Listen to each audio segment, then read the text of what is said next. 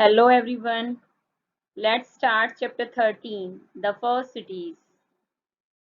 Before starting this chapter, I would like to tell you something about the previous chapter.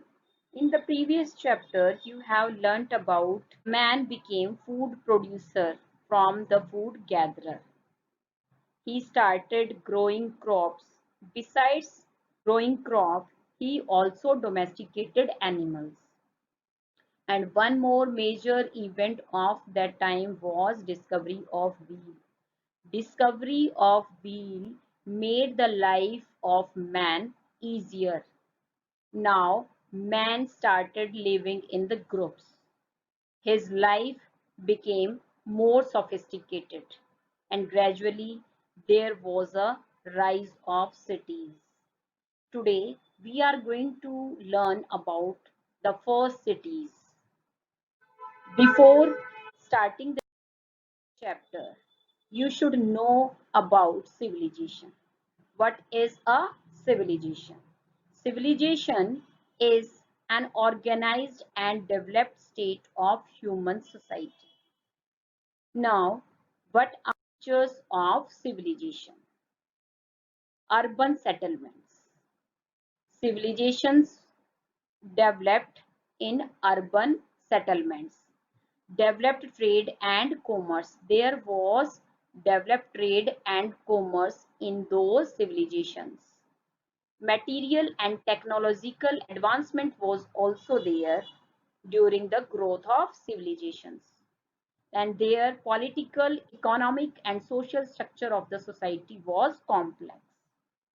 There was growth of religious concepts and practices. And in the beginning, there were four major civilizations. First, in China, an ancient civilization flourished around the Huanghe River. Next, the ancient Egyptian civilization thrived along the river Nile in Africa. The Sumerian, Assyrians, and Babylonians built great cities on the fertile plains between rivers Tigris and Euphrates. And the earliest civilization in the Indian subcontinent rose along the river Indus. And this civilization is known as Harappan civilization. What were the common features of these four civilizations? First, all of these were urban with many cities. All these civilizations were urban, and there are many cities of these civilizations. All of these had developed some form of writing, new pottery making, and metal smelting also. Their most important occupation were farming and animal husbandry.